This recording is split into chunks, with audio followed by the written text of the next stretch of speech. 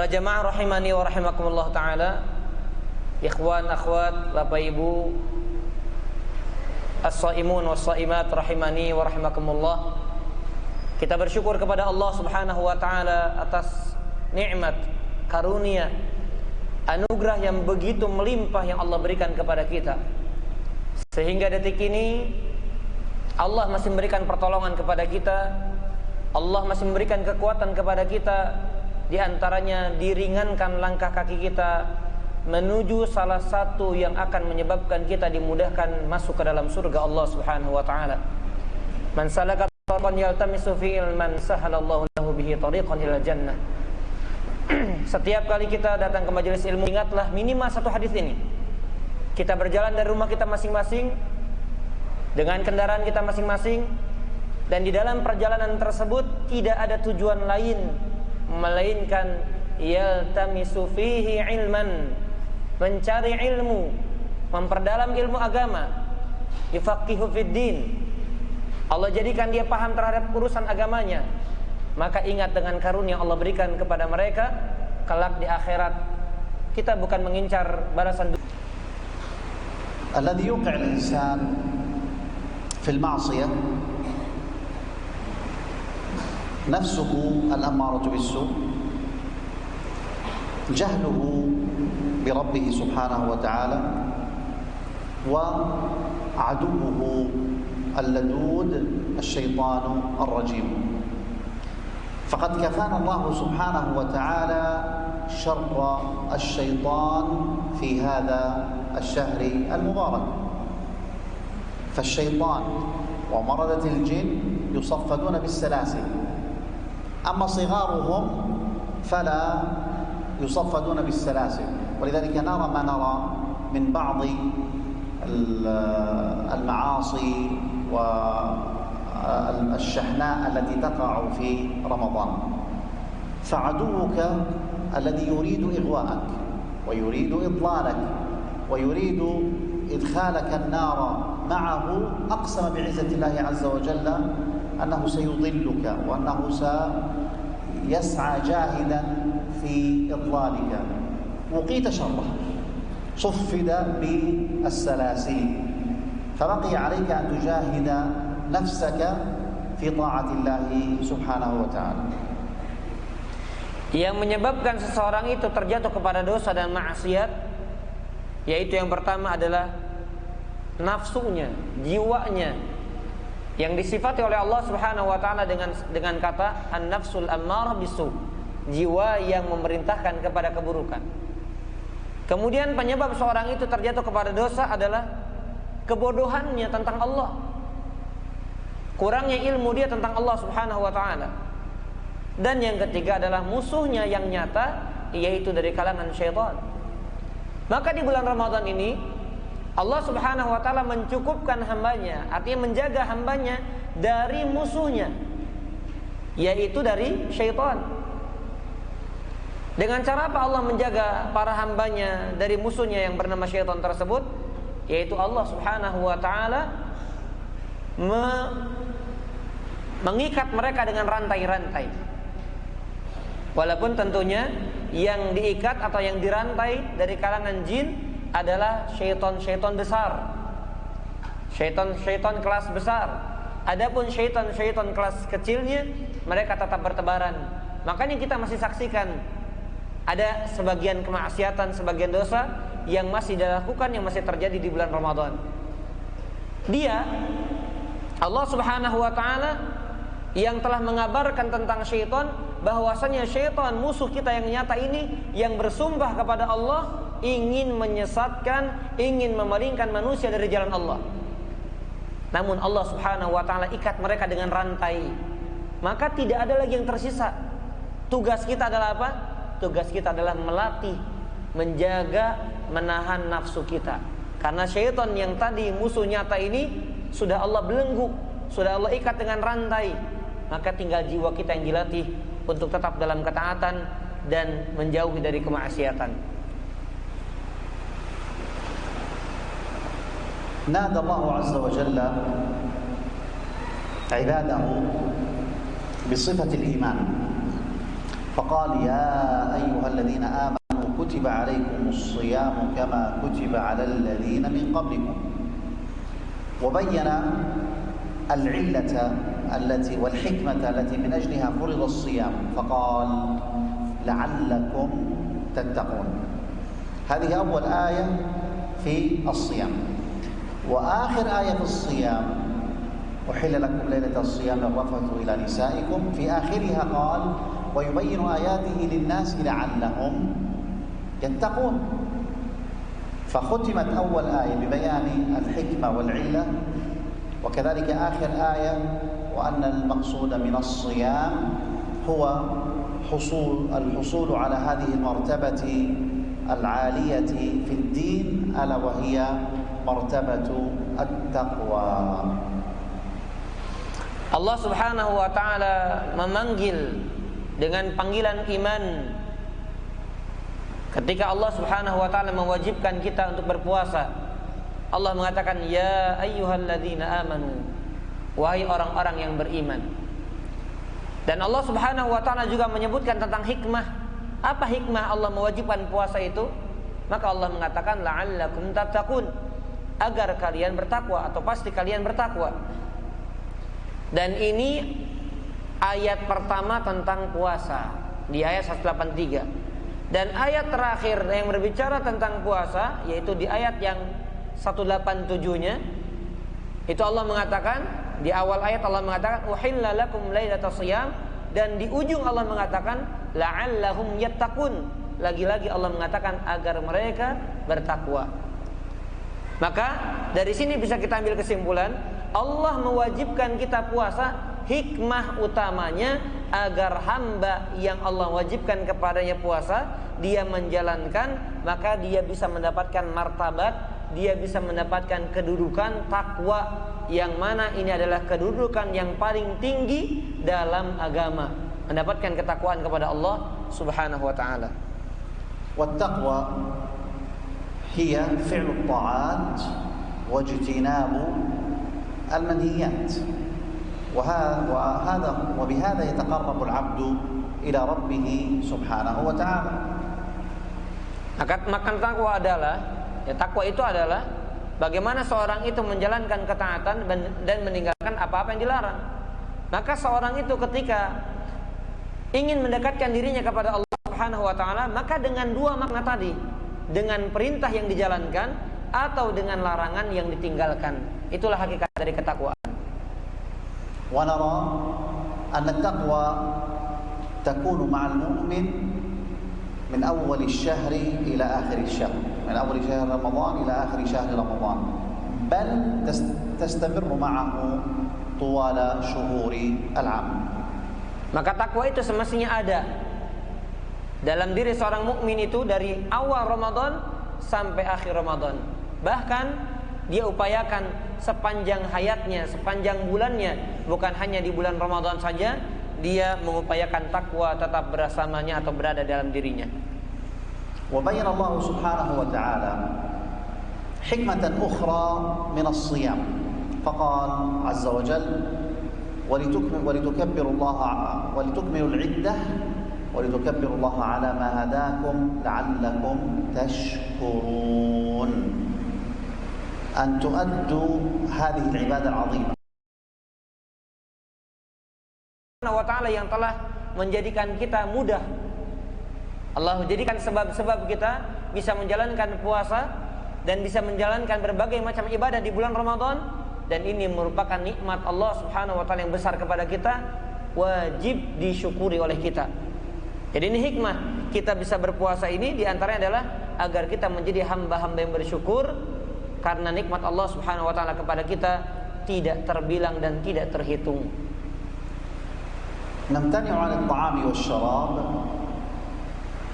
امتثالا والمفطرات امتثالا لأمر الله سبحانه وتعالى، فما يصيب الإنسان من جوع وعطش في نهار رمضان فإن نفع ذلك يعود على الإنسان نفسه، والله عز وجل لا يصله من ذلك شيء، فالله لا تنفعه طاعة الطائعين ولا تضره معصية العاصين وإنما فرض الله علينا الصوم وفرض علينا العبادات. Ini semuanya dilakukan karena menjalankan perintah Allah, karena mematuhi aturan Allah Subhanahu wa taala. Maka para jamaah sekalian, azan ya Allah wa yakum ajma'in, apa yang dia rasakan dari lapar, dari haus, dari dahaga, maka semua itu kembali kepada dirinya. Karena semua itu tidak akan sampai kepada Allah. Ya, artinya apa? Karena Allah itu gak butuh dengan ketaatan yang dilakukan hamba, dan Allah tidak mendapatkan bahaya dilakukan hamba. Jadi apa yang dijalankan hamba dan kemudian apa yang dirasakan dari apa yang dijalankan hamba, puasa, jadi lapar, jadi haus, itu semua kembali untuk kebaikan dirinya sendiri. Karena Allah Subhanahu wa taala hakikatnya tidak butuh kepada puasa kita dan kepada berbagai macam ketaatan kita. Sebagaimana kalau kita maksiat, maka Allah Subhanahu wa taala tidak mendapatkan bahaya, tidak mendapatkan kerugian dari kemaksiatan kita kepada Allah Subhanahu wa taala. فمن ظن أنه بامتناعه عن الطعام والشراب أن يفعل ما يشاء وأن يقول ما يشاء فقد أخطأ. فإن النبي صلى الله عليه وسلم قال: ومن لم يدع قول الزور والعمل به فليس لله حاجة في أن يدع طعامه وشرابه. قول الزور كل قول باطل ومحرم، وعمل الزور كل عمل باطل ومحرم. Jangan sampai ada prasangka bahwa orang yang menahan dirinya dari lapar, dari haus, maka dia boleh berbuat sesukanya, berbicara sesukanya. Ini adalah prasangka yang keliru, yang salah. Kenapa? Karena Nabi SAW, selain ada syariat kita menahan diri dari makan, dari minum, tapi menahan juga dari pembicaraan dan perbuatan yang sifatnya haram dan dosa. Sebagaimana Nabi SAW mengatakan, barang siapa yang tidak meninggalkan perkataan zur. Syekh tadi menjelaskan perkataan zur maksudnya apa? Setiap perkataan yang batil, yang salah, yang hukumnya haram, apapun jenisnya. Dan demikian barang siapa yang tidak meninggalkan perbuatan yang zur, artinya apa? Perbuatan yang batil, yang salah dan juga haram, maka Allah gak butuh kepada puasanya. Dengan dia lapar, dengan dia haus, Allah gak butuh kepada puasanya, karena dia masih melakukan pelanggaran-pelanggaran baik dari sisi ucapan maupun amalan. القول الباطل كثير، منه الكذب، ومنه شهادة الزور، ومنه الغيبة والنميمة وغير ذلك، والسب، الشتم. وعمل الزور أيضا كثير، الغش، وممكن الاعتداء على الآخرين بالضرب ونحو ذلك. فالصائم يبتعد عن هذا كله، وليس هذا الابتعاد خاصا بشهر رمضان، بل هو يدرب نفسه على ذلك في رمضان ويستمر على ذلك بقية العام. Seorang mukmin atau seorang muslim, dia qaulun zur, meninggalkan perkataan dan juga perbuatan zur. Di antaranya makna dari perkataan yang batil, perkataan yang haram, seperti dusta, persaksian palsu, ghibah, namimah, mencela, mencemooh, menjatuhkan, atau amalannya seperti saling sogok, berbuat curang, berbuat zalim kepada orang lain, dan lain sebagainya. Maka seorang mukmin menahan dirinya dari perbuatan-perbuatan tersebut di bulan Ramadan. Bahkan dia melatih dirinya untuk meninggalkan perkara-perkara haram tersebut walaupun dia sudah selesai dari Ramadannya. وقد أمرنا بأن نحافظ على صيامنا وألا نتكلم بكلام وألا نفعل أفعالا تبطل صيامنا أو تنقص أجره وثوابه. ولذلك قال النبي صلى الله عليه وسلم وإذا كان يوم صوم أحدكم فلا يرفث ولا يصخب فإن سابه أحد أو قاتله فليقل إني امرؤ صائم. الرفث الكلام الفاحش، الصخب رفع الصوت ويعني والاعتداء على الآخرين. فإن سابه أحد أو قاتله فليقل إني امرؤ صائم، يعني أنا أستطيع أن أرد عليك السيئة بالسيئة، ولكنني متلبس بعبادة عظيمة ألا وهي الصوم، فلا أريد أن أفعل شيئا ينقص أجرها أو يبطلها. ولذلك يقول الله تعالى ادفع بالتي هي أحسن السيئة. Seorang yang berpuasa, dia menjauhkan dirinya dari perbuatan-perbuatan dan perkataan-perkataan yang tidak baik. Ya, di antaranya adalah misalnya perkataan yang jorok, yang kotor, perkataan yang tidak pantas. Karena apa? Karena orang yang berpuasa itu menahan dirinya jangan sampai dia terjatuh pada perbuatan yang membatalkan puasanya atau mengurangi pahala dari puasanya. Makanya kata Nabi SAW, kalau ada seorang yang mencaci kalian, yang merendahkan kalian, atau menyulut emosi kalian, atau dengan kata lain, bahasa sederhananya, membuat kita ingin atau mengajak bertengkar dengan kita, maka apa kata Nabi? Katakanlah aku sedang berpuasa. Aku seorang yang sedang berpuasa. Artinya apa? Ya, kita bisa balas perkataan yang tidak baik, kita balas dengan perkataan yang tidak baik. Hinaan kepada kita balas dengan hinaan. Tapi Nabi katakan apa? Katakan aku berpuasa. Artinya seorang mukmin menahan perkataannya dari perkara-perkara yang haram, menahan perbuatan-perbuatannya agar tidak terjerumus kepada perbuatan-perbuatan yang haram. كيف يحصل المسلم هذه الأمور الطيبة من عبادة الصيام وغيرها من العبادات؟ أولا أن يعلم أنه عبد لله سبحانه وتعالى، فالله هو الذي خلقنا ورزقنا وأنعم علينا وحفظنا واستجاب دعاءنا ومن كل شيء أعطانا، فهو المحبوب سبحانه وتعالى. فالمؤمن يحب الله عز وجل أكثر من كل شيء. وكذلك نعبد الله سبحانه وتعالى لأن الله وعدنا الأجر الكثير ورضوانه لمن أطاعه وجنات عرضها السماوات والأرض أعدت للمتقين فيها ما لا عين رأت ولا أذن سمعت ولا خطر على قلب بشر.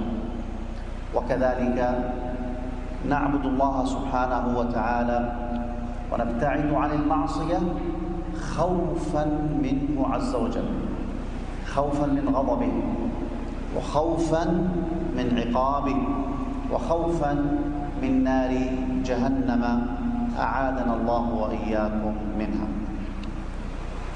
Seorang mukmin agar dapat terjaga untuk senantiasa beribadah kepada Allah dan senantiasa bisa menghindarkan dirinya dari maksiat, maka yang pertama adalah poin yang pertama, agar istiqomah, agar bisa berjalan di atas ketaatan, hendaknya dia menyadari bahwasanya dia adalah hambanya Allah.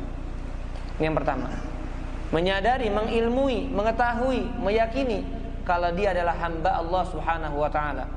Dia yang telah menciptakan.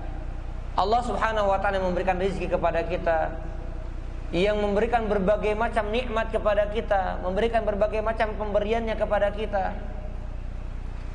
Allah Subhanahu wa taala juga yang ketika kita meminta kepadanya, Allah yang kabulkan doa-doa kita. Maka Allah Subhanahu wa taala adalah zat yang paling dicintai. Seorang mukmin mencintai Allah yang telah banyak memberikan perkara-perkara yang dia inginkan, perkara-perkara yang dia minta, bahkan yang tidak diminta Allah berikan kepadanya, maka dia mencintai Allah melebihi kecintaannya kepada siapapun.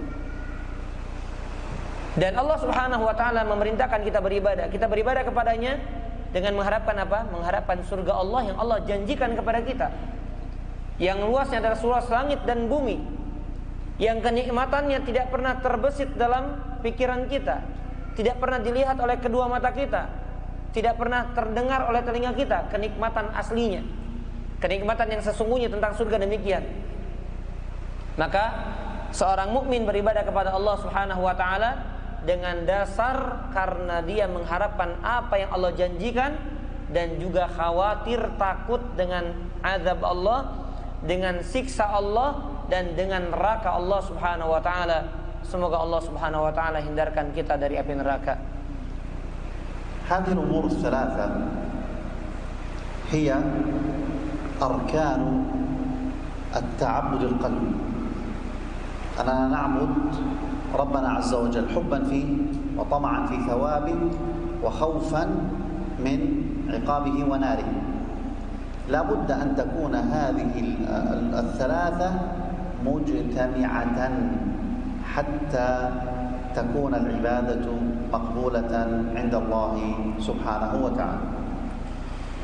Apa yang disebutkan tadi, kita menyadari kalau Allah yang telah menciptakan kita, memberikan kita nikmat yang tidak terbatas, yang tidak terhitung, sehingga Allah adalah zat yang paling dicintainya. Sebagaimana kita kalau dikasih, maka kita cinta. Apalagi Allah pemberian yang tidak terbatas, pemberian yang tidak terhingga, maka kita cinta kepada Allah melebihi apapun. Dan apa yang disampaikan tadi oleh Syekh, adanya rasa cinta, adanya rasa harap, dan adanya rasa takut, ini adalah rukun daripada ibadah. Jadi ibadah itu rukunnya ada 3. Dasarnya adalah cinta, dasarnya adalah harap, dan dasarnya adalah khawatir atau takut. Yang mana 3 rukun ibadah ini harus terkumpul dalam jenis ibadah ketaatan, sehingga amalan yang dikerjakan seorang hamba menjadi amalan yang diterima oleh Allah Subhanahu wa taala kalau dipenuhi 3 perkara ini ketika seorang hamba menjalankan ketaatan. كيف يستقيم الإنسان على العبادة في رمضان ويستمر عليها في بقية شهور العام؟ أولا لابد أن يعلم المسلم أن فعله للعبادة إنما هو بتوفيق من الله عز وجل، فلا يرى في نفسه أنه أصبح من أولياء الله الصالحين باجتهاده، وإنما كلما ازداد في الطاعة كلما خشع لربه، وكلما تواضع، وكلما سأل الله القبول والثبات والزيادة من الطاعة. Bagaimana agar kita dapat istiqomah menjalankan ibadah di akhir-akhir Ramadan dan kemudian bisa dilanjutkan walaupun berlalunya bulan Ramadan?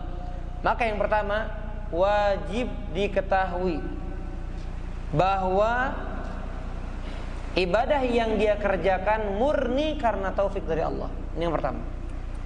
Bagaimana seorang istiqomah? Yang pertama adalah dia harus meyakini, menyadari, harus mengetahui bahwa semua jenis ibadah yang dia kerjakan benar-benar murni Allah yang memberikan bimbingan, pertolongan kepadanya untuk melakukan ketaatan. Maka semakin bertambah ketaatan yang dia kerjakan, bukan merasa kalau dia sudah termasuk wali-wali Allah yang soleh, yang semakin hebat, makin baik, makin giat dalam beribadah kepada Allah. Tetapi tidak demikian kondisinya. Semakin bertambah ketaatannya, semakin khusyuk ibadahnya, maka semakin dia merasa takut, khawatir kepada Allah Subhanahu wa ta'ala dan tidak merasa kepedean, merasa tinggi, merasa angkuh dengan ibadah yang dia kerjakan. Alladhi yastaqimu 'ala al-'ibadati huwa alladhi yukhlisu a'malahu lillahi 'azza wa jalla. La yaf'alu al-'ibadata min ajli ad-dunya wala min ajli an-nas. من أجل مدحهم وثنائهم وإنما يفعل العبادة ابتغاء الأجر من الله عز وجل وحده. Karena orang yang istiqomah itu, para jamaah, orang yang mampu dan bisa istiqomah itu hanyalah orang yang ketika beramalnya murni karena keikhlasan kepada Allah. Hanya itu saja. Kenapa? Karena ketika dia beramal tidak ada harapan dunia sedikit pun yang diharapkan. Tidak ada sanjungan, harapan dipuji oleh manusia. Jadi dia murni benar-benar ketaatan yang dia kerjakan karena semata-mata ingin mendapatkan ridha Allah Subhanahu wa taala. Maka dengan sebab itu dia akan mampu istiqomah di jalan Allah Subhanahu wa taala dan di atas jalan ketaatan. Alladhi yastaqimu 'ala at-tha'ah هو الذي يراقب الله عز وجل في جميع حركاته وسكناته. هو الذي يعلم يقينا أن الله عز وجل قريب منه وأن الله عز وجل مطلع على ما في نفسه وأن الله عز وجل يراه وأن الله يسمعه وأن الله عز وجل معه بعلمه. Orang-orang yang istiqomah di atas ketaatan adalah orang yang senantiasa merasa diawasi oleh Allah Subhanahu wa taala. Ini sifat mereka. Dia merasa diawasi oleh Allah dalam setiap gerak-geriknya, dalam setiap perbuatannya. Dan dia menyadari kalau Allah melihatnya, Allah mendengarnya, Allah menyaksikannya, dan Allah bersamanya dengan ilmunya, dengan pengetahuannya. Alladhi yastaqimu 'ala at-tha'ah هو الذي يستقيم على الطاعة. ذهبت الفكرة. لا إله إلا الله.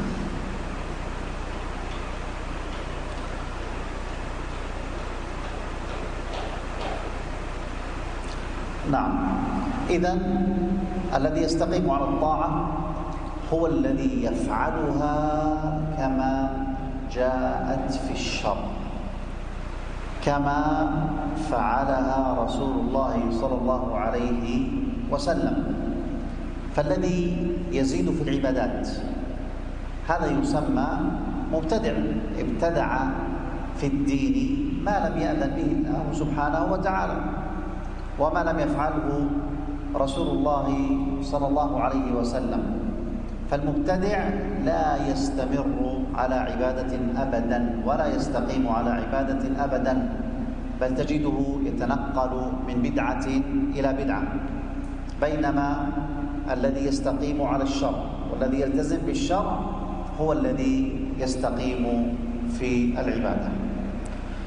Orang yang mampu istiqomah di atas ketaatan adalah orang yang mengerjakan ibadah itu sesuai yang diperintahkan dalam syariat dan yang dicontohkan oleh Nabi SAW. Karena orang yang menambah sesuatu dalam syariat atau melakukan sesuatu tidak sesuai dengan contoh Nabi SAW, maka ini disebut dengan orang yang melakukan kebid'ahan. Maka orang yang melakukan kebid'ahan gak mungkin istiqomah. Yang terjadi adalah ketika dia melakukan kebid'ahan, maka dia akan berpindah kepada kebid'ahan yang lain, mengembangkan kebid'ahan yang lain, maka tidak akan istiqomah. Justru istiqomah di atas hal yang buruk. Tetapi orang yang menjalankan syariat Allah dengan benar, menjalankan apa yang dicontohkan oleh Nabi SAW, maka dia akan mampu istiqomah karena kebaikan itu akan melahirkan kebaikan-kebaikan yang lainnya, sehingga dia istiqomah di atas syariat dan di atas sunnah Nabi SAW. الذي يستقيم على الطاعة هو الذي يعلم ما ينتظره من جزاء يوم القيامة. قال الله عز وجل: إن الذين قالوا ربنا الله ثم استقاموا تتنزل عليهم الملائكة ألا تخافوا ولا تحزنوا. لا تخافوا من المستقبل ولا تحزنوا على ما فاتكم وأبشروا بالجنة التي كنتم توعدون نحن أولياؤكم في الحياة الدنيا وفي الآخرة ولكم فيها ما تشتهي أنفسكم ولكم فيها ما تدعون نزلا من غفور رحيم. Orang yang istiqamah adalah jika nanti sehingga dia mampu istiqamah. Kenapa? Karena dia punya harapan balasannya pasti akan dia dapatkan, ganjarannya pasti akan didapatkan, sehingga dia mampu istiqamah. Dan dia yakin dengan itu, dengan janji Allah. Di antaranya Allah menjanjikan sebagaimana yang Allah firmankan di dalam surat Fussilat, innal ladzina qalu rabbuna Allah, sesungguhnya orang-orang yang berkata Tuhan kami adalah Allah, tsumma istaqamu, kemudian mereka istiqamah, tatanazzalu alaihimul malaikah, maka akan turun para malaikat kepada mereka, kepada orang istiqamah, kemudian mengatakan alla takhafu wa la tahzanu, jangan kalian takut dengan masa yang akan datang, dengan apa yang dihadapi. Jangan bersedih dengan apa yang kamu tinggalkan, dan berbahagialah dengan surga Allah yang dijanjikan kepada kalian. Kemudian malaikat tersebut mengatakan, kami adalah pelindung-pelindung kalian di kehidupan dunia dan akhirat. Dan bagi kalian apa yang kalian inginkan, dan bagi kalian apa yang dijanjikan, nuzulan min ghafur rahim, sebagai hidangan, sebagai balasan yang datang dari Allah Subhanahu wa taala yang Maha Pengampun dan yang Maha Penyayang. أيها الإخوة، نرى أن المساجد تمتلئ في أول ليالي رمضان، ثم يبدأ العدد يتناقص شيئا فشيئا، حتى إذا ما جاءت العشر الأواخر نجد أن البعض يحرص فقط على ليالي الوتر، وهذا من الأخطاء الشائعة عند الناس. فإن الواجب على المسلم أن يدرب نفسه وأن يهيئ نفسه في 20 ليلة الأولى من رمضان حتى يجد ويجتهد في 10 الأواخر كلها. Kita lihat para jamaah dan kita saksikan bersama. Di awal-awal Ramadan kita melihat dan menyaksikan bahwasanya masjid itu dipenuhi oleh orang-orang yang sholat, oleh masyarakat. Dan semakin bertambah hari justru semakin berkurang jamaahnya. Dan kemudian sebagian juga ketika masuk di 10 terakhir Ramadan itu, mereka hanya bersemangat, mereka hanya mengupayakan ibadah ketaatan di malam-malam ganjil saja. Dan ini termasuk kesalahan. Ini termasuk kesalahan yang terjadi di tengah masyarakat. Lalu apa sikap yang semestinya dilakukan oleh kita? Terus melatih diri kita untuk bersemangat di 20 awal Ramadan. Di 20 awal Ramadan terus latih, sehingga ketika kita masuk di 10 terakhir Ramadan dan berjumpa dengan malam-malamnya, maka kita berupaya bersungguh-sungguh memaksimalkan ibadah di seluruh malamnya tanpa pilih-pilih malam-malam yang ganjil. Ini harus dikerjakan, karena di antara kesalahan demikian. Malam ganjil semangat bergadang, tapi ketika malam genap maka tidak bergadang atau kurang ibadahnya. Maka latih. Ini kita di hari ke-14, masih belum 20, terus latih sehingga masuk 10 terakhir justru semakin maksimal, semakin bertambah ketaatan kita kepada Allah Subhanahu wa taala. العشر الأواخر هي أفضل ليالي رمضان لأن فيها ليلة القدر، وليلة القدر العبادة فيها خير من 1000 شهر، وال1000 شهر تقريبا يعني أكثر من 82 عاما. Ya. Beribadah kepada Allah di 10 malam terakhir itu lebih baik karena di dalamnya ada malam yang disebut dengan malam Lailatul Qadar. Dan ketika seorang itu berjumpa beribadah kepada Allah di malam Lailatul Qadar, maka dia beribadah kepada Allah dengan sebaik-baiknya, karena dia beribadah kepada Allah lebih baik daripada 1000 bulan. Yang mana 1000 bulan itu adalah kira-kira adalah seperti 82 tahun. Maka dia bersemangat, bersungguh-sungguh untuk menggapai ibadah kepada Allah Subhanahu wa taala di malam tersebut. Wa hadhihi al-lailah minnatun wa ni'matun min Allah 'azza wa jalla. Karena a'mar umat Muhammad sallallahu alaihi wasallam qasirah muqaranatan bi a'mari al-umam qablana. مثلا نوح عليه السلام كم مكث يدعو قومه 1000 إلا 50 عاما، إذا عمره أكثر من 1000 عام. وهكذا أهل زمانه. أما هذه الأمة فأعمارها بين 60 و70 لا يجاوزهن إلا القليل كما قال النبي صلى الله عليه وسلم. فعوضنا الله بمواسم الخير منها ليلة القدر، فمن وفق للعبادة فيها وتقبل منه كانت خيرا من عبادة 82 عاما. Malam Lailatul Qadar adalah nikmat yang Allah anugerahkan kepada umat ini. Kenapa? Karena umur umat Nabi SAW itu pendek-pendek, berbeda dengan umurnya umat-umat sebelumnya. Di antara contohnya adalah Nabi Nuh alaihissalam yang usianya adalah 950 tahun.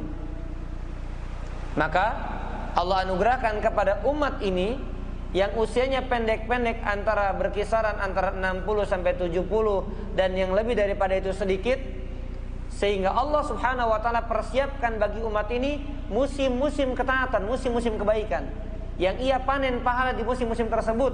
Di antaranya adanya malam Lailatul Qadar. Maka barang siapa yang Allah berikan taufik, barang siapa yang Allah bimbing dia bisa beribadah kepada Allah di malam Lailatul Qadar, maka ibadahnya lebih baik daripada 82 tahun. Inilah nikmat dari Allah Subhanahu wa taala. فيا من أدركت رمضان العشر الأوائل منه مضت، ونحن الآن في العشر الأواسط ومقبلون على العشر الأواخر. نسأل الله سبحانه وتعالى أن يبلغنا إياها وأن يبلغنا ليلة القدر. اعلم أن هذه نعمة عظيمة، فكم من أناس ماتوا قبل رمضان ولم يبلغوا رمضان، وكم من أناس ماتوا في أول رمضان، وها أنت ما زلت حيا قادرا على عبادة الله عز وجل، فلا تضيع هذه الفرصة. Ya, betapa cepatnya berlalu hari-hari di bulan Ramadan, di mana 10 awal sudah berlalu dari kita. Dan saat ini kita berada di 10 pertengahan dan akan masuk di 10 terakhir. Maka saya berdoa mudah-mudahan umur kita dipanjangkan dan sehingga masuk 10 terakhir. Dan semoga Allah panjangkan usia kita dan kita disampaikan di malam Lailatul Qadar. Maka lihat, kata Syekh, beliau mengatakan betapa banyak orang Allah wafatkan sehingga tidak Allah jumpakan sebagaimana kita berjumpa saat ini. Mereka berharap berjumpa tapi Allah wafatkan sehingga mereka tidak mampu berjumpa dan mendapatkan musim kebaikan seperti ini. Maka Syekh mewasiatkan, fala tudayyi', jangan kalian berleha-leha, jangan tidak memaksimalkan waktu, jangan santai-santai sehingga berlalu dan tidak ada nilai-nilai kebaikan yang kita dapatkan. Maka kita mohon kepada Allah kekuatan untuk beribadah kepadanya. Ayuhal muslim, laka fi Rasulillah sallallahu alaihi wasallam uswatun hasanah فقد كان النبي عليه الصلاة والسلام إذا دخل العشر الأواخر من رمضان جد واجتهد وشد المئزر وأيقظ أهله واعتكف العشر الأواخر في المسجد عبادة وتقربا إلى الله عز وجل وتحريا لليلة القدر. Terdapat teladan pada diri Rasulullah SAW untuk kita semuanya. Tidak ada teladan yang lebih baik dibandingkan Rasulullah SAW. Maka lihat bagaimana Nabi SAW ketika di 10 malam terakhir, maka beliau benar-benar bersungguh-sungguh. Beliau benar-benar mengupayakan dan memaksimalkan waktu yang ada, yang tersisa, sehingga beliau menguatkan tali ikatannya atau kain sarungnya, membangunkan keluarganya. Beliau melakukan i'tikaf di masjid. Untuk apa? Semua itu karena beliau mengupayakan agar mendapatkan kemuliaan di malam Lailatul Qadar. Maka kita sebagai umatnya, kita meneladani Rasulullah sallallahu alaihi wasallam. Wa man yahris ala layali al-awtar naqulu lahu qad qassarta. La siyama kama nara anna min al-muslimin man bada'a siyamuhu yawm al-ithnain wa min al-muslimin man bada'a siyamahu yawm al-thulatha. فتختلف الأوتار بين هؤلاء وهؤلاء، ولذلك أنت في موسم عبادة وفي وقت فاضل، فاغتنم العشر الأواخر كلها في الطاعة والعبادة. Sebagian orang bersemangat, sekali lagi Syekh mengatakan, bersemangat mengingatkan kepada kita di malam-malam ganjil saja, di 10 malam terakhir Ramadan. Padahal kita saksikan bersama, sebagian kita ada yang berpuasa mulainya hari Senin, sebagian puasa mulai hari Selasa. Maka ganjilnya saja udah beda-beda. Bagi mereka ganjil, bagi kita genap. Bagi kita ganjil, bagi mereka genap. Maka lihat, kita tidak tahu di mana malam Lailatul Qadar yang Allah rahasiakan. Maka dari itu jangan sampai kita hanya bersemangat mencari malam Lailatul Qadar hanya di malam-malam ganjil saja, melainkan di semua malam kita bersungguh-sungguh. Tidak main-main, tidak berleha-leha, tapi bersemangat untuk mencari malam Lailatul Qadar di seluruh malam, di 10 malam terakhir bulan Ramadan, tanpa membedakan yang ganjil maupun yang genap. ولذلك شرع لنا في العشر الأواخر الاعتكاف في المسجد، والاعتكاف هو الانقطاع عن الدنيا ومشاغل الدنيا والإقبال على طاعة الله سبحانه وتعالى. Maka dari itu disyariatkan untuk kita, yaitu yang namanya i'tikaf. Dan apa makna i'tikaf? I'tikaf itu artinya adalah memutuskan hubungan kita dengan dunia dan segala bentuk kesibukannya. Itu i'tikaf. Kita beriktikaf di masjid agar kita konsen, serius, bersungguh-sungguh untuk beribadah kepada Allah semata. Dan kita memutuskan hubungan sementara dengan kesibukan-kesibukan dunia. Wal-i'tikafu ibadatun la takunu illa fil masjid. Wa ba'du ahli al-'ilm اشترط للاعتكاف الصيام، لأن الاعتكاف لم يأتي إلا في آيات الصيام. Dan i'tikaf itu hanya disyariatkan dilakukan di masjid, tidak bisa di tempat lain. Bahkan sebagian ulama mensyaratkan i'tikaf itu syaratnya adalah siangnya berpuasa, karena syariat i'tikaf itu ada di ayat-ayat yang berhubungan dengan ayat puasa. Wa yajuzu للمرأة كذلك أن تعتكف في المسجد بشرط إذن وليها وبعدها عن الرجال، يعني يكون معتكف الرجال بعيد عن معتكف النساء ولا يكون في ذلك فتنة. Maka demikian pula disyariatkan untuk para wanita, untuk para akhwat untuk beriktikaf di masjid, dengan syarat diizinkan oleh walinya, kemudian ada jarak antara tempat iktikaf laki-laki dan perempuan, dan jauh dari fitnah. Maka disyariatkan pula, berlaku pula syariat ini untuk kaum wanita. أيها الإخوة، هذه بعض المعاني التي تتعلق بالنقاط في هذه المحاضرة. نسأل الله سبحانه وتعالى أن يتقبل منا الصيام والقيام وسائر الطاعات، وأن يوفقنا لكل خير، ونسأله سبحانه وتعالى أن يغفر لجميع المسلمين والمسلمات والمؤمنين والمؤمنات الأحياء منهم والأموات. Allahumma.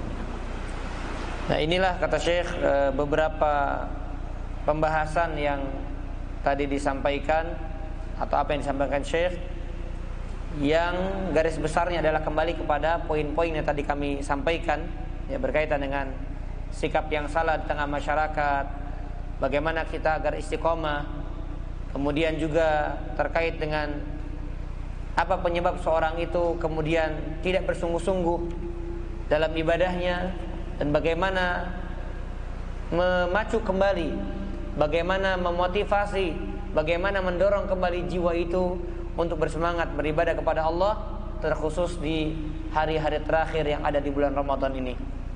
Baik, barangkali itu yang bisa disampaikan oleh Syekh. Maka waktu yang tersisa kami persilakan insyaallah untuk kita perbanyak bertanya jawab dengan Syekh, ya. Boleh silakan bertanya langsung, nanti kami akan terjemahkan. Yang melalui kertas boleh disiapkan.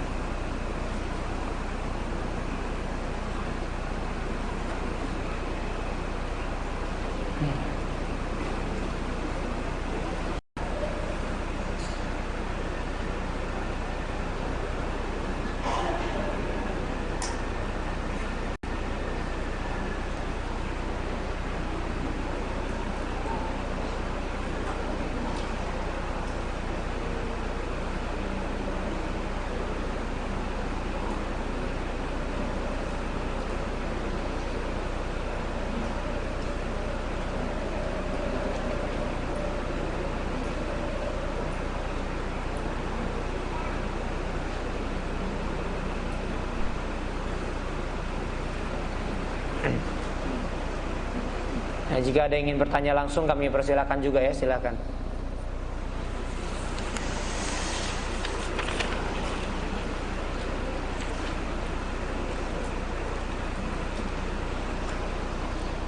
Soal awal, mal alamat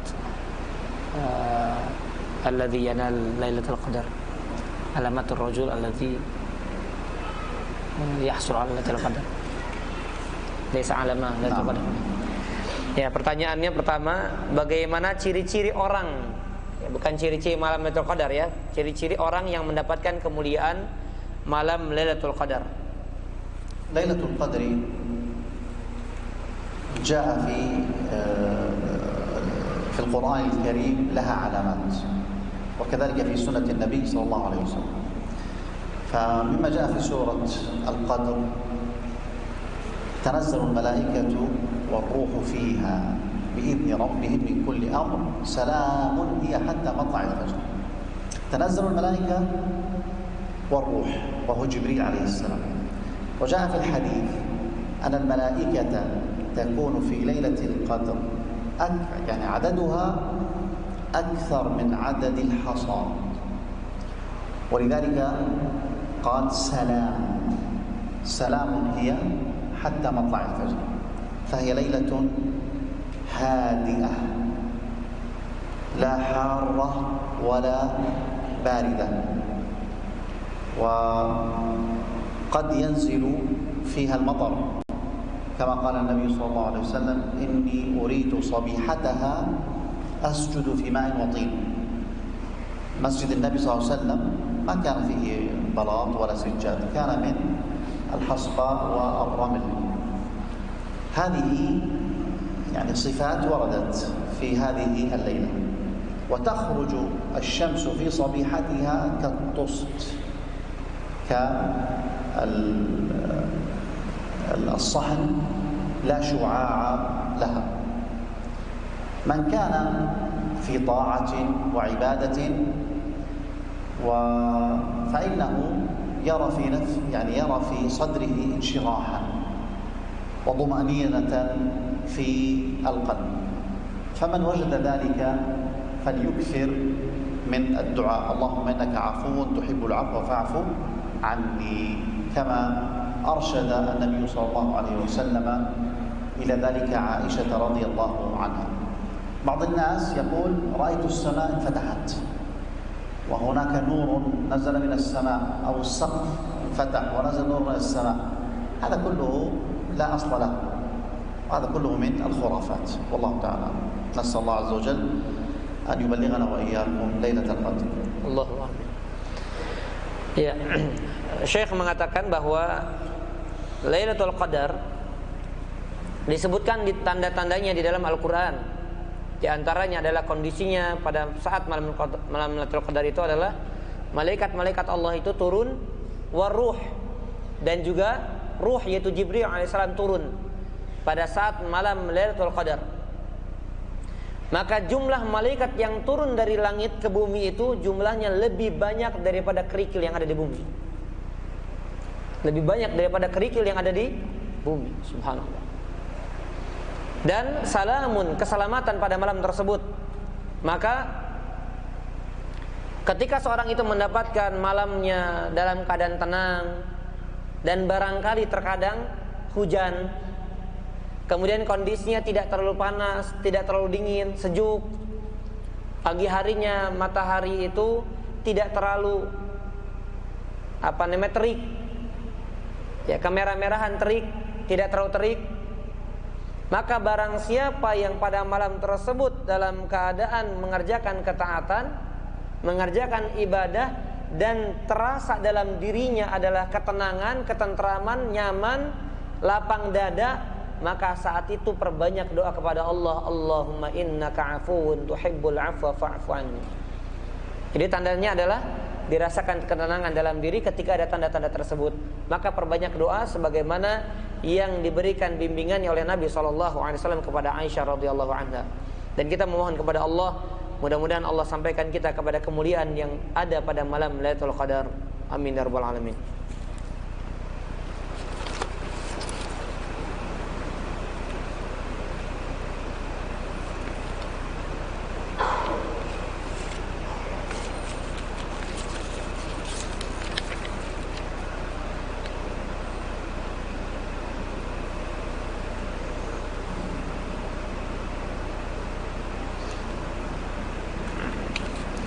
Ya, kita pilih dulu yang sesuai tema, nanti insya Allah tetap dijawab ya yang di luar tema.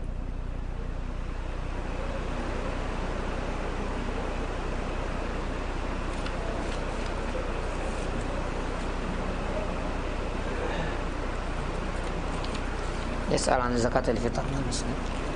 Yas'al an zakatil fitr. Soal hal yajuz dafa' zakatil fitr bi an-nuqud. Pertanyaannya, apakah kita boleh membayar zakat fitrah dengan uang? Mohon dengan dalilnya. هذا السؤال يتكرر في كل سنة ولعل السائل يكون واحدا. زكاة الفطر عبادة وشعيرة من شعائر الدين، اسمها زكاة الفطر لأن لها علاقة بالفطر. والنبي صلى الله عليه وسلم كما روى ابن عباس وابن عمر قالوا رضي الله عنهم أجمعين: فرض رسول الله صلى الله عليه وسلم زكاة الفطر صاعا من طعام. هذا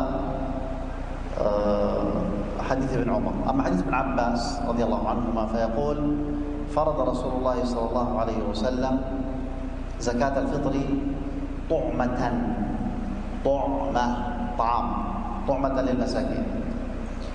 وطهرة للصائم من اللغو والرفث. فما جاء في زكاة الفطر كله جاء في بصريح العبارة: طعام، طعمة، صاع. بينما هناك شيء آخر اسمه زكاة المال، فبين النبي صلى الله عليه وسلم أنها تخرج مالا. هناك الصدقات، وباب الصدقات مفتوح، تتصدق بالمال، تتصدق بالثياب، تتصدق بما يجوز أن تتصدق به. فنقول زكاة المال تبقى مال، وزكاة الفطر تبقى طعاما، والصدقة الأمر فيها يعني مفتوح. فالواجب أن نبقي الأحكام الشرعية كما هي. فالدليل يقول طعام، والأئمة الأربعة 3 منهم قالوا طعام، وواحد وهو أبو حنيفة قال تعطى مالا. فإذا كانت المسألة بالأكثرية ف3 أكثر من 1. والكلام كثير، يقول مصلحة الفقير، فنقول أأنتم أعلم بالله؟ الله الذي فرض العبادة هو أعلم بمصلحة الفقير. Nah. Ya. Pertanyaan ini sering terulang setiap tahunnya ya. Dan kata saya mungkin yang nanya sama kayak tahun lalu mungkin. Zakat fitri itu termasuk syiar Islam, maka dinamakan zakatul fitr. Maka hadis-hadis yang berkaitan dengan zakatul fitr itu semuanya dikatakan di dalamnya adalah bentuknya makanan. Faradallahu, Allah mewajibkan, yaitu zakat fitri tu'matan, makanan lil masakin, untuk orang-orang miskin. Wa tuhratan lisaim, untuk membersihkan dosa orang yang berpuasa. Minal lagwi war rafath, dari kesalahan, dari kemaksiatan, kekurangan yang terjadi ketika puasa. Ya, hadis-hadisnya intinya apa? Berkaitan dengan makanan. Maka Allah yang mensyariatkan, Allah yang paling tahu apa yang maslahat, yang lebih baik untuk hambanya. Karena kalau bicara uang, maka ada yang disebut dengan zakat mal, ada yang disebut dengan sedekah. Maka sedekah bebas, mau pakai pakaian, mau barang, mau uang, bebas. Tapi kalau zakatul fitr, maka kembali kepada apa? Kepada hadis yang kata Nabi bicara tentang makanan. Madhab yang empat, dari 4 madhab ini yang 3 berbicara makanan. Ya, artinya apa? Berpendapat bahwa yang dikeluarkan adalah makanan. Dan yang 1 dikeluarkan dalam bentuk harta, yaitu siapa? Abu Hanifah, Imam Abu Hanifah. Maka kalau kita berbicaranya banyak-banyakan, maka lebih banyak pendapat yang makanan. Kalau bicara apa? Mayoritas. Tapi kita kembali kepada dalil. Kalau dalil itu menetapkan sesuatu, maka kita kembalikan apa yang nampak dari dalil, yaitu makanan. Ya. Jadi Syekh mengambil pendapat atau menyampaikan bahwasanya tidak dikeluarkan dalam bentuk uang, ya, sesuai dengan syariat. Wallahu a'lam bishawab.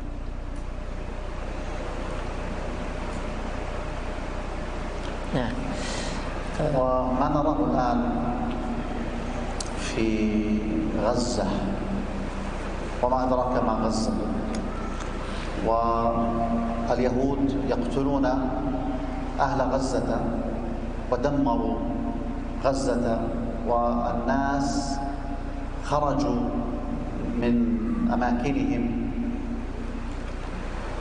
يبحثون عن الطعام، لا يبحثون عن المال.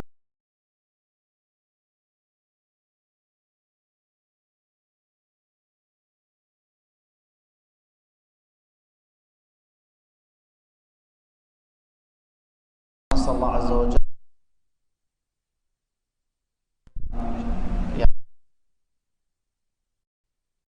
يحسبهم شهداء، وأن يداوي جرحاهم، وأن يجبر كسرهم، وأن ينصرهم على عدوهم وأن يرد كيد اليهود ومن عاونهم في نحورهم وأن يجعل تدميرهم في تدبيرهم. Apa yang kita saksikan dari penduduk Gaza, kata Syekh mengingatkan, lihat ya, mereka dibantai, dihabisi oleh orang-orang Yahudi laknatullah alaihim, sehingga mereka keluar dari rumah-rumah mereka karena hancur. Yang mereka butuhkan bukan harta, yang mereka butuhkan makanan. Sampai-sampai di sebagian video-video yang tersebar, mereka itu saking laparnya mereka makan makanan yang dimakan oleh hewan. Ya. Maka ya tentunya saya tadi mendoakan mudah-mudahan Allah merahmati orang-orang yang telah wafat menjadi korban kebiadaban orang-orang Yahudi laknatullah alaihim. Semoga Allah merahmati orang-orang kaum muslimin. Dan beliau mengatakan, kita mengira atau menyangka semoga mereka semuanya adalah para syahid, dan orang-orang yang terluka Allah Subhanahu wa taala berikan kesabaran kepada mereka, orang-orang yang sakit Allah berikan kesembuhan kepada mereka, dan semoga Allah membinasakan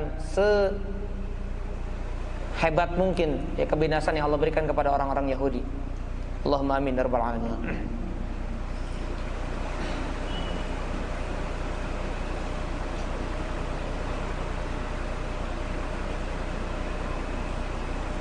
هل من يعتمر في عشر الأواخر يعتكف في المسجد وما نصيحتكم في ذلك؟ من يعتمر في الأواخر هل يعتكف في المسجid أو ما نصيحتكم لمن يريد أن يعتمر? Apakah orang yang umrah di 10 hari terakhir juga harus berdiam diri di Masjidil Haram? Mohon nasihat apa sebaiknya dilakukan? نعم، يعني من وفق للعمرة في العشر الأواخر فمن توفيق الله له أن يعتكف العشر الأواخر في بيت الله الحرام، فإن النبي صلى الله عليه وسلم قال لا اعتكاف إلا في 3 مساجد: المسجد الحرام ومسجد هذا أي المسجد النبوي والمسجد الأقصى. فبعض أهل العلم قال أنه لا يجوز الاعتكاف إلا في هذه 3 مساجد، ومنهم من قال الاعتكاف الكامل والأجر الأكثر يكون في هذه المساجد 3. فمن وفقه الله للعمرة في العشر الأواخر فليعتكف، وهذه من أفضل القربات. Iya, barang siapa yang Allah karuniakan kepada dia, Allah bimbing dia, Allah berikan taufik kepada dia untuk bisa umrah di 10 hari terakhir dan bisa datang ke Masjidil Haram, maka hendaknya dia beriktikaf di Masjidil Haram. Karena ada hadis yang menerangkan bahwasanya tidak ada yang iktikaf kecuali di 3 masjid: Masjidil Aqsa, Masjidil Haram, Masjid Nabawi. Sebagian ulama mengatakan dari hadis ini iktikaf tidak berlaku di masjid lain dengan hadis ini. Tapi sebagian ulama mengatakan yang dimaksud hadis ini adalah tidak ada iktikaf yang sempurna, yang lebih afdol, yang lebih banyak pahalanya kecuali di 3 masjid ini. Artinya di masjid lain pun tetap berlaku, tapi yang lebih baik tentu di 3 masjid tersebut. Maka barang siapa yang Allah karuniakan rizki, kesehatan, bisa beriktikaf di sana, hendaknya dia beriktikaf di sana. Dan ini termasuk bentuk taqarrub kepada Allah yang paling afdol, ya, bisa berumrah, beriktikaf di 10 hari terakhir di Masjidil Haram. Soal minal akhwat, عرفت الدواء الذي حتى يخرج الحيض أيوة يا أخي، هذا عموما للمعتمرة وللحاجة، هل يجوز يشرب الدواء هذا للاعتكاف؟ Mengingat pentingnya 10 hari terakhir dari akhwat ya, apakah boleh atau bagaimana hukumnya menggunakan obat penunda haid agar bisa beriktikaf? Ini biasanya berlaku untuk saat umrah atau haji.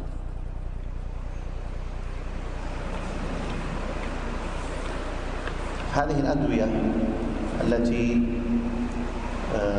تؤخذ تجوز بشرط استشارة الطبيب المختص، وألا يترتب ضرر على من تأخذه، فإن كان يترتب ضرر فلا يجوز أخذه، والله أعلم. Ya, saya menjawab secara umum, obat seperti ini tidak boleh dikonsumsi kecuali dengan petunjuk dokter yang ahli. Maka kalau dikonsumsi kemudian akan mengakibatkan bahaya, penyakit dan lain sebagainya, maka tidak boleh dia digunakan. Ya, secara umum demikian. Wallahu a'lam.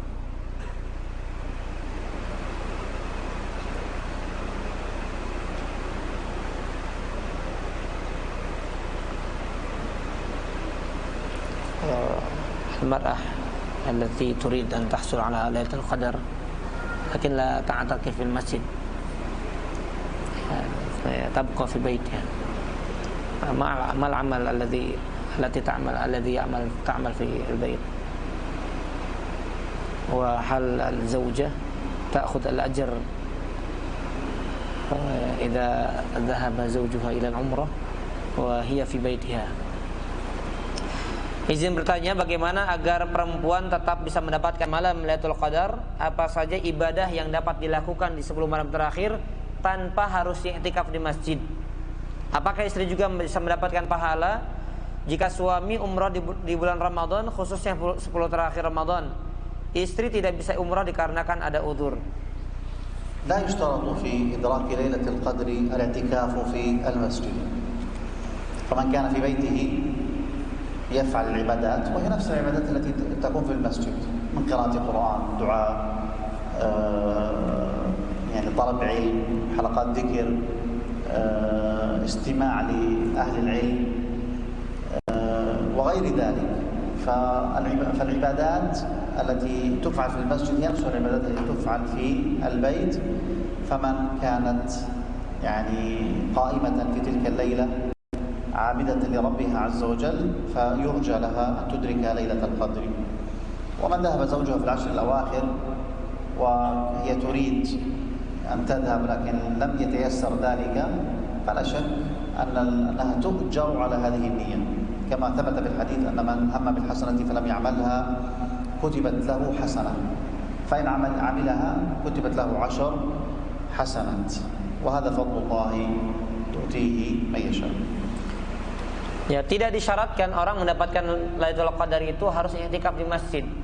Jadi siapa yang tetap tinggal di rumah, ya seperti para ummahat, para akhwat, para istri, dia tetap mengerjakan ibadah yang biasa orang lakukan di masjid. Baca Quran, doa, halaqah zikir, mendengar kajian, ya, kemudian adanya majelis ilmu. Yang bisa dilakukan di rumah tetap dia lakukan, sekalipun dia tidak mengerjakan i'tikaf. Maka barang siapa ya di antara para akhwat yang malam harinya di malam Lailatul Qadar dalam keadaan beribadah kepada Allah, melakukan qiyamul lail, tilawah dan lain sebagainya, maka insyaallah diharapkan orang tersebut tetap mendapatkan kemuliaan malam Lailatul Qadar. Dan jika suaminya berangkat umroh sedangkan istrinya ada udzur tidak bisa ikut, maka insyaallah dia tetap mendapatkan pahala dari niatannya. Karena Nabi SAW mengatakan barang siapa yang terbesit ada niatan dia ingin melakukan kebaikan dan dia tidak mengerjakannya, maka baginya pahala sempurna 1. Dan barang siapa yang berniat melakukan kebaikan dan diamalkan, maka baginya pahala 10 sempurna. Ini di antara karunia yang Allah berikan kepada kita dan Allah berikan kepada siapa saja yang Allah kehendaki.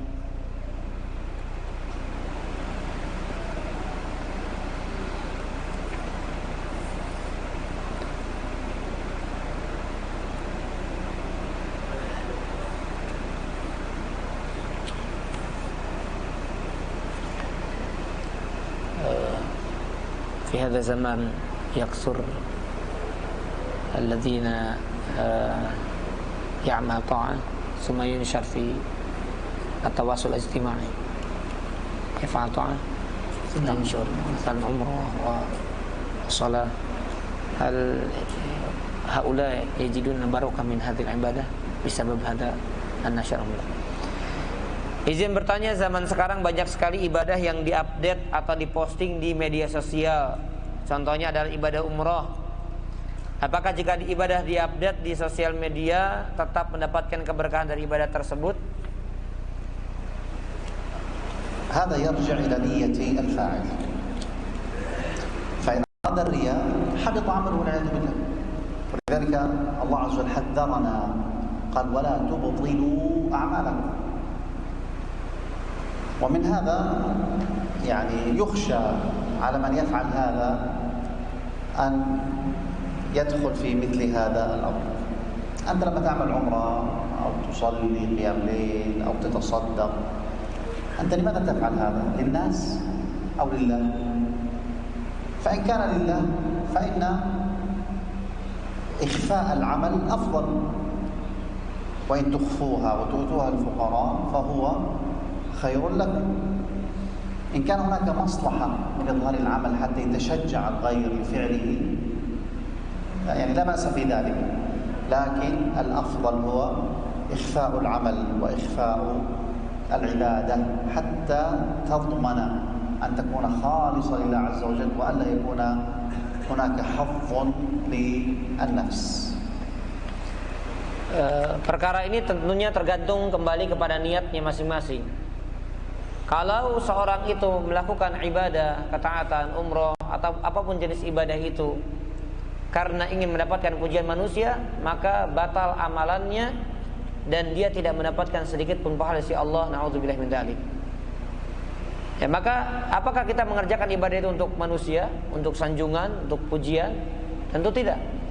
Makanya Allah sampai-sampai mengatakan, mengingatkan kita semuanya, janganlah kalian menjadikan amalan-amalan kalian itu jadi apa? Jadi batal, pahalanya habis.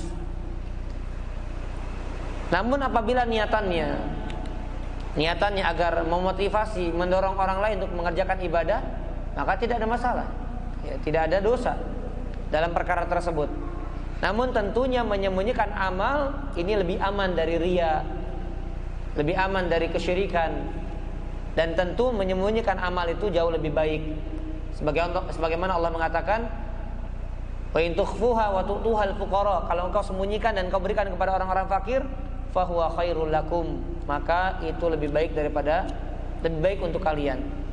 Jadi nampak tidak masalah kalau niatannya tidak ada masalah dalamnya, namun sembunyi itu lebih tenang pada diri kita, lebih tentram kepada jiwa kita, agar tidak ada peluang di dalamnya riya. Maka itu lebih afdol.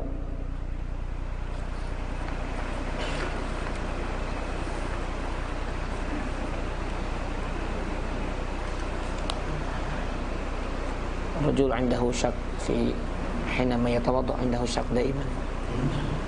Hinama yatawaddu indahu syak daiman. Daiman syak hal tawaddatu atau intaqada wuduhu. Ma hal salatuhu. Saya suka ragu-ragu dalam berwudu dan saya terus belajar apakah saya dosa atau diterima salat saya. عندنا قاعدة شرعية: اليقين لا يزول بالشك. أنت الآن توضأت، فأنت الآن يقينا توضأت. متى ينتقض الوضوء؟ إذا انتقض بناقض من نواقض الوضوء، فطالما لم يحدث منك أي شيء فوضوءك صحيح. شككت، اليقين لا يزول بالشك، تبقى على وضوءك. خرج مني ريح، لم يخرج مني ريح، كما علمنا النبي صلى الله عليه وسلم وأرشد مثل هذا، قال إلا أن تسمع صوتا يخرج صوت الريح أو تشم رائحة. فإذا شككت ولم يخرج صوت ولم تشم ريح فإذا أنت ما زلت متوضئا ولم ينتقض وضوءك، فلا تلتفت لهذا. هذه وسوسة من الشيطان. أسأل الله عز وجل أن يشرح صدرك وأن يذهب عنك الوسواس. Ya, ini penyakit waswas ya, kata Syekh. Kadang ada sebagian orang ragu-ragu sudah wudu batal atau tidak, wudu batal atau tidak. Maka ingat dengan sebuah kaidah, al-yaqin la yazulu bisyak. Ini bagus kaidahnya. Sesuatu yang yakin itu tidak akan hilang, tidak berlaku keyakinan itu hanya karena muncul keraguan-raguan. Misalnya seorang sudah berwudu, maka yakin dia sudah wudu, yakin sudah wudu. Maka kalau dia itu akan batal wudunya kalau terjadi perkara-perkara yang membatalkan wudu. Tidak kencing, buang air besar, kentut dan lain sebagainya. Nah, kalau yakin itu terjadi maka batal wudunya. Kalau ragu maka kembali kepada kaidah tadi. Keyakinan dia wudu, sudah yakin wudu, tidak hilang itu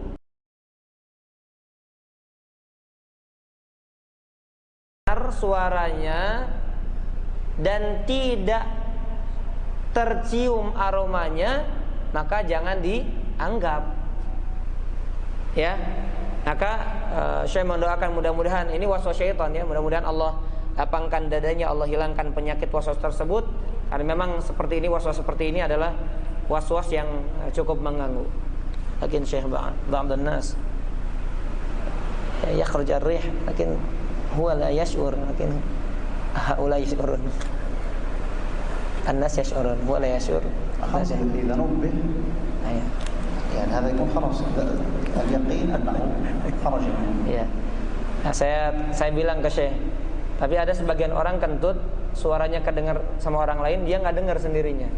Nah, ini bahaya ya. Jadi dia nggak ngerasa tapi orang pada dengar semuanya. Jadi orang lain yang ingin bertanya langsung dengan mikrofon.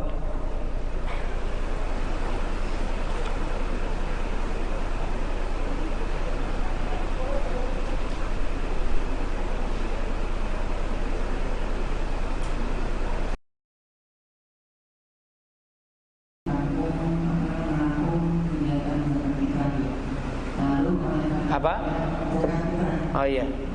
Lalu oleh panitia diminta dalam sebuah alasan dengan visible, dan nanti mereka akan berikan beras untuk dibagikan kepada yang berhak.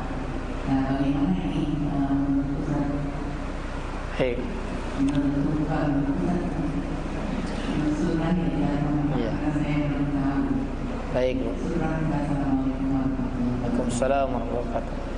Nah, في بعض المجتمع في القرية المسؤول في المسجد يطلبون من المجتمع يجمعون النقود ثم المسؤول يشتري الأرز كي ينشر. يكون هناك لجنة تجمع النقود ثم تشتري الأرز وتعطيه للمساكين تخرجه في الوقت الشرعي، هذا جائز ولا حرج فيه إن شاء الله. Ya, tidak masalah ya, karena sebagai wakil Bu ya. Jadi ada seperti DKM, dikumpulkan uangnya, kemudian mereka yang belikan berasnya. Ya, selama mereka amanah memang diberikan berasnya, dibagikan dalam bentuk beras contohnya, maka tidak ada masalah di dalamnya. Baik, ada lagi silahkan. Yang ingin bertanya dari ikhwan, ada yang ingin bertanya? Secara langsung masih ada waktu ya. Ya, silakan. Assalamualaikum. Ini mau bertanya tentang perbedaan awal puasa. Terus kita orang melakukan antara 21, 27 iktikaf itu gimana? Cara menyikapinya gimana? Kita datang iktikaf di satu masjid, ternyata masjidnya belum iktikaf ya, belum itikaf itu karena perbedaan waktu tersebut. Dan bagaimana cara menentukan kepada tersebut dengan waktu yang berbeda itu sebab. Kama qulta bidayat Ramadan yakhtalif. Man shoma hunak man shoma itsnain wa thalatha ala hasbihi huwa kayf ya'takif. مثلا دخل المسجد لا يوجد من يعتكف لأن أو يوجد من يعتكف في الأول ويوجد من يعتكف في اليوم الذي بعده. هل هو يحدد بنفسه هو أو على حسب المسجد كذا؟ يحسب الاعتكاف بداية رمضان هو أو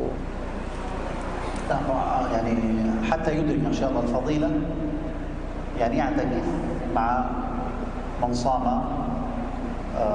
قبلنا، مع من صام من يوم الاثنين، يعني يعتكف العشر الأواخر، لأن غالبا لن يكون رمضان 30 يوما بل سيكون 29 يوما، فحتى يدرك الجميع يعتكف من ليلة 19. والله أعلم. Masya Allah. Ini kalau perhatikan Bapak Ibu ya, saya tambahkan dulu sebagai mukadimah. Mungkin kalau tanya ke saya beda jawabannya. Inilah Masya Allah ada ulamanya, alhamdulillah. Tadi pertanyaannya Bapak Ibu sekalian perhatikan. Kita kan ada perbedaan ya antara puasanya, ada yang Senin, ada yang Selasa. Pemerintah kita Selasa dan kebanyakan kita Selasa. Ada pertanyaan dari salah seorang ikhwah di sini, para ummahat. Kalau mungkin kalau saya jawab, saya akan jawabnya ya itikaf sesuai dengan hitungan kita masing-masing. Tapi beda jawaban sama Syekh. Ya, jawaban dari Syekh, iktikaf kita ikut dengan yang justru lebih awal puasa hitungannya, agar kita mendapatkan keutamaan Lailatul Qadar. Ini kita nggak tahu, ya. Jadi, masya Allah, anak juga dapat ilmu lagi, ilmu baru nih, masya Allah. Itu pertama. Dan tadi ya, sebagaimana saran Syekh dalam kajian, tidak membeda-bedakan antara ganjil dan genap. Kemudian alasan yang kedua kata Syekh, walaupun Syekh ikut pemerintah ya, ikut pemerintah Indonesia. Alasan yang kedua, karena secara umum bulan Hijriah itu tidak sampai 30, tapi sampainya 29. Jadi kalau kita di akhir nggak dapat nantinya, paham ya? Jadi hitungan itikafnya hitungan itikaf mereka yang puasanya di hari Senin. Masya Allah, bagus ya. Alhamdulillah kita dapat ilmu nih. Baik, wallahu alam. Itu yang bisa dijawab oleh Syekh. Ya silakan akhwat yang mau bertanya langsung. Mas. Waalaikumsalam warahmatullahi wabarakatuh.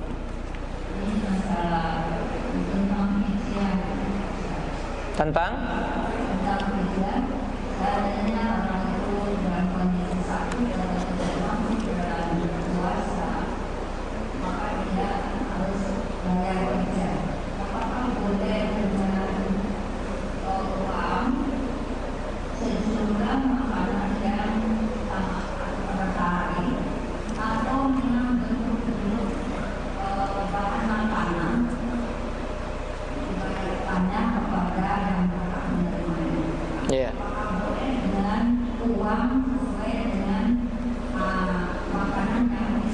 Iya.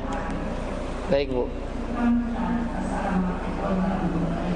Waalaikumsalam warahmatullahi wabarakatuh. Hal yajuz al-fidyah bin nuqud aw la bud ta'al? الفدية تكون طعاما كما جاء في السنة وكما فعلها الصحابة رضي الله عنهم، ولا يجوز إخراجها بالنقود. والله أعلم. Ya, fidyah tidak boleh dikeluarkan dengan uang, Bu ya. Sebagaimana yang datang dari dalil, maka demikian pula para sahabat, mereka tidak mengeluarkannya dengan dalam bentuk uang. Ya, sekalipun dengan harga seperti makanan yang kita makan atau dengan bahan pokok, tapi dalil menunjukkan bahwasanya mengeluarkan fidyah itu dengan makanan.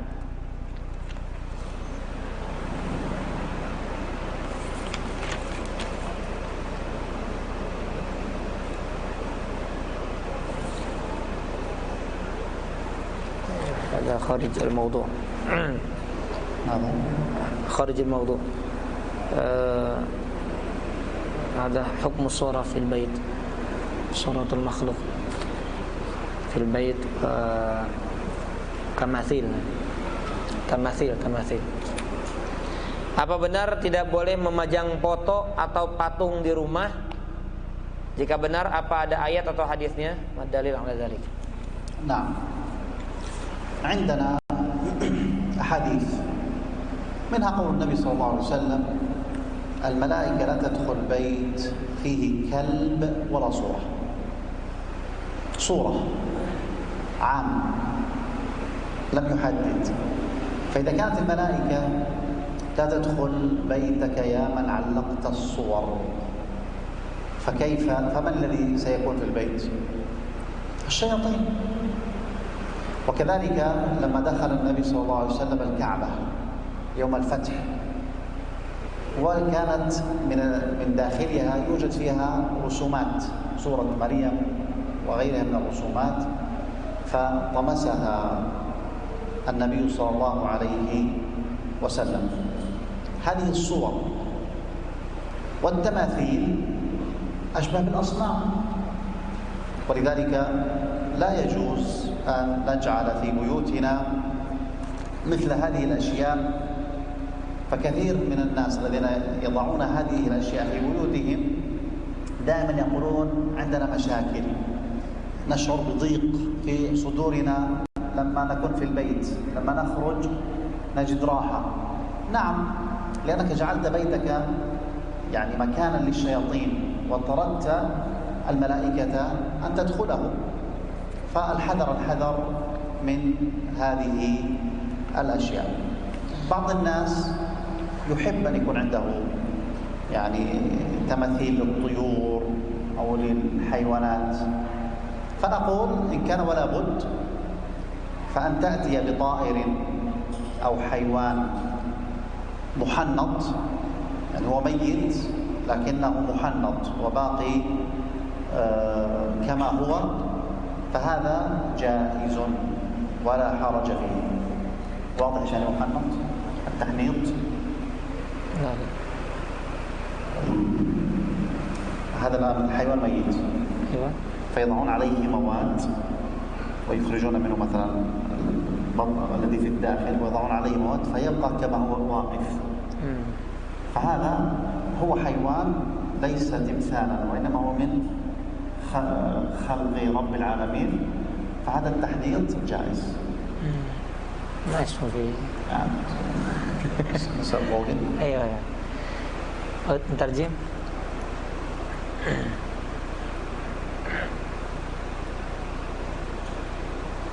صحيح. نعم، هذا تحنيط الحيوانات. لا أدري أنا. أول مرة تمر بك. اقرأها كما هي. لا غير مفهوم. طيب. هذا لغة عالية هذا. خلاص. طيب. Ya, disebut اتركها المسألة كلها. Nah. Sebagaimana disebutkan dalam hadis, Nabi SAW mengatakan, sesungguhnya malaikat tidak masuk ke dalam rumah yang di dalamnya ada patung dan ada anjing.